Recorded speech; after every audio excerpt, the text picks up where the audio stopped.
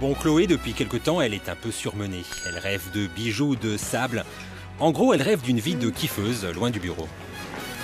Toutes ces auteurs là, elles ont pas été signées, Chloé. Qu'est-ce que tu fais? Au moment où je t'ai demandé d'enregistrer le fichier, tu l'as pas du tout fait en fait. Prends ton synopsis là, du sujet sur les banques, on en est où? Ah, tu vas pas t'y mettre aussi, toi. Chloé, non, c'est pas possible. Oui, Chloé a craqué et a décidé de tout quitter.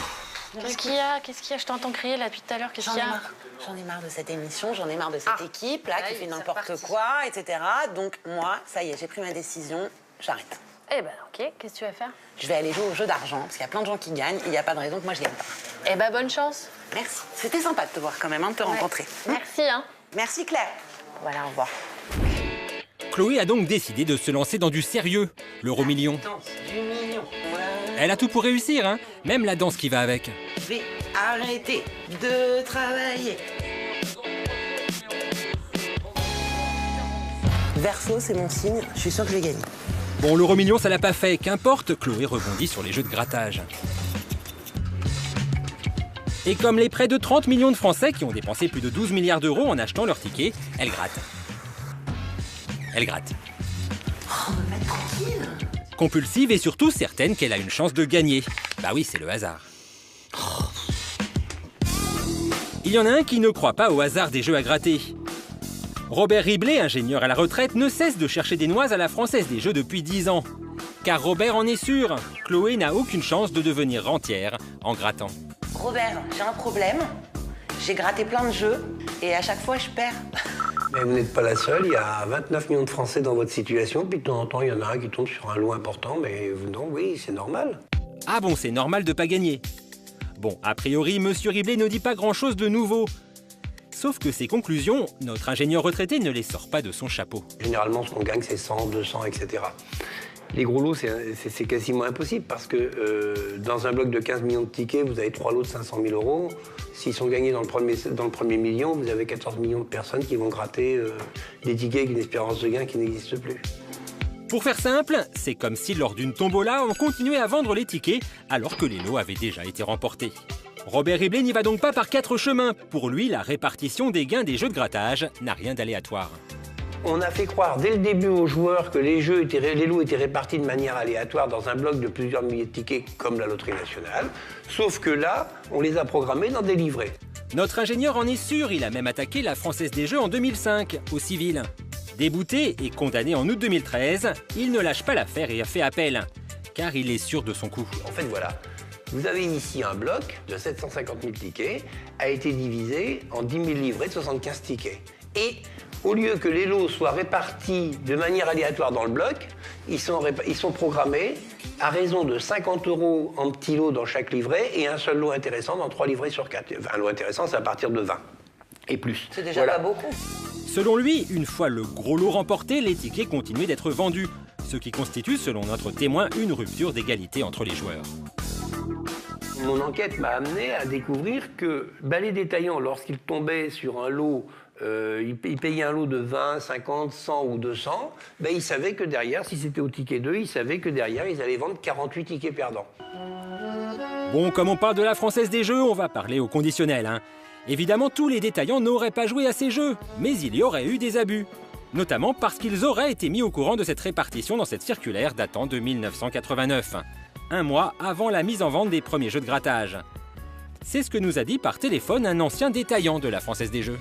Est-ce que c'est donc, vous confirmez le fait que c'est quelque chose dont que les buralistes ou les vendeurs, en tout cas, quels qu'ils soient, de jeux de grattage, connaissaient? Oui. C'est un système qui est connu. Ah oui, un système connu. Hein. Malheureusement, c'est le client qui, lui, n'était pas averti, qui pensait toujours à la chance, qui prenait souvent des tickets perdants.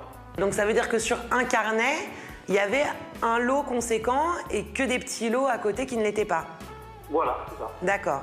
Et alors, donc, comment ça se passe quand le gros lot est passé? Vous continuiez à vendre les autres tickets, j'imagine? Mais oui, parce que moi, je l'ai payé, le carnet. Donc, il faut bien que je l'écoule. Mais alors, est-ce que ça vous est arrivé d'avantager des joueurs avec ces fameux carnets? Les clients qui étaient au courant du système me demandaient s'il y avait eu quelque chose d'intéressant de sorti dans le carnet, ou sans quoi, si je leur disais oui, il y a eu quelque chose de sorti, ils voulaient un carnet neuf. Cet ancien vendeur de jeux à gratter confirmerait donc les dires de notre témoin. Du coup, effectivement, là, les dés sembleraient piper. Vous avez la Française des Jeux, vous avez les détaillants, vous avez le joueur. Or, 2 parties étaient informées de ce qu'il y avait dans le livret, pas la 3e. Vu comme ça, c'est sûr que c'est le gratteur qui se fait gratter. D'autant que malin, attention au conditionnel, la Française des Jeux s'occuperait de ses clients comme un éleveur s'occupe de ses pigeons. Oui, des pigeons. Bah, de toute façon, les petits lots qui sont répartis à l'intérieur des livrets, dans le jargon français des Jeux, c'est les gleps. C'est les graines pour appâter les pigeons. Et Dieu sait s'il y en a en France. Hein. S'il n'y a que des graines pour pigeons, c'est donc qu'il n'y aurait pas ou peu de gros lots. On est allé voir 2 buralistes choisis au hasard.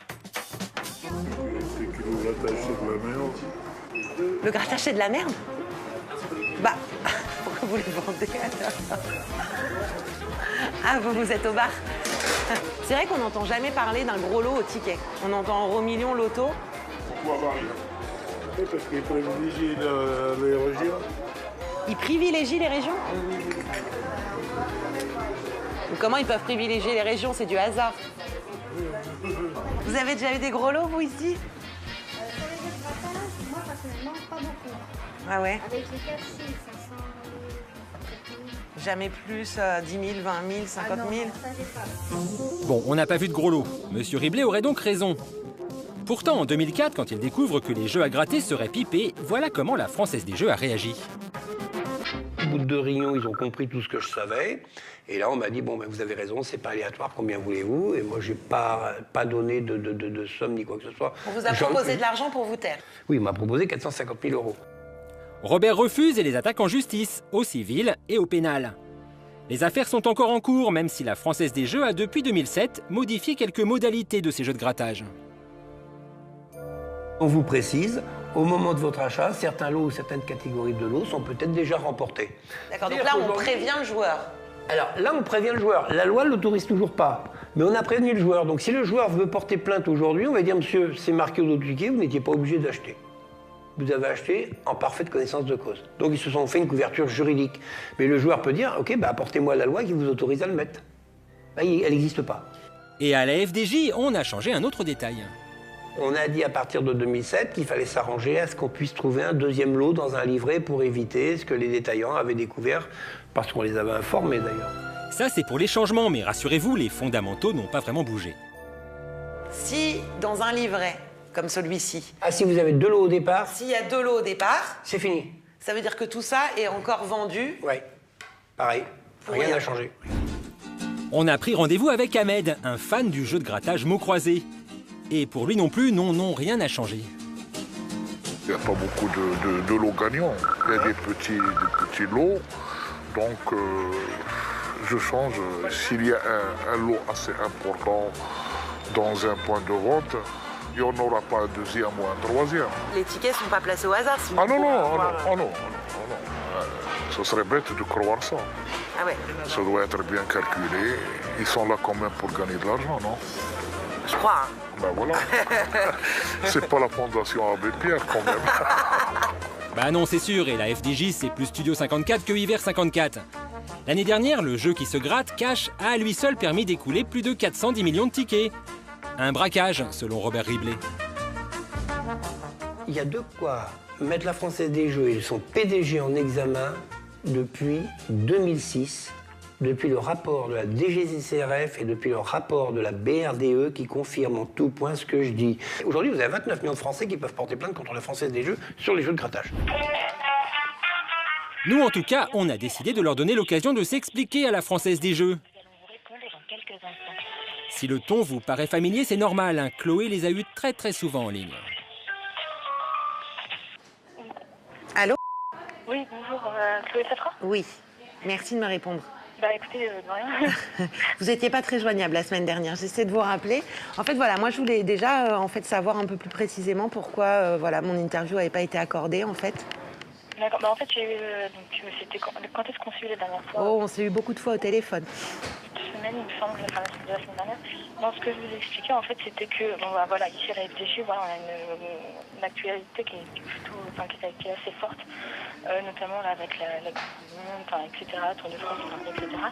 Et voilà, on a une très très grosse actualité, et du coup, voilà, c'est ce qui nous permet pas de faire, voilà, de répondre favorablement à votre demande.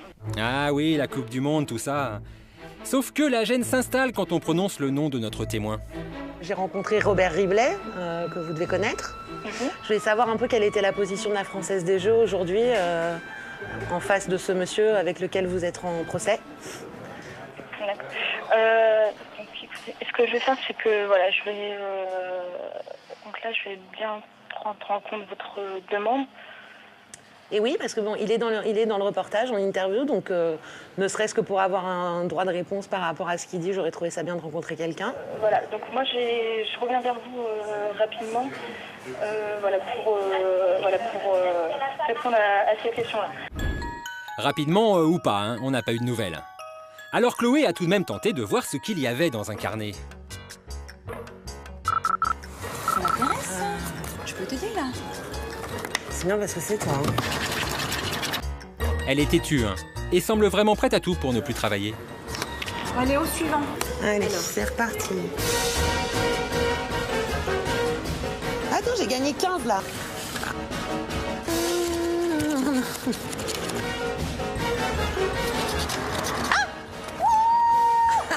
Combien? 5 €. Ouais, bah, c'est pas encore avec ça qu'on va s'acheter une belle bague. Hein.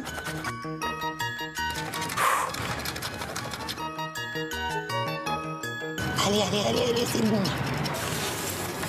Bref, on a dépensé 150 € et on en a récupéré 50. On pourrait donc en déduire que Chloé doit cesser de gratter et retourner au travail.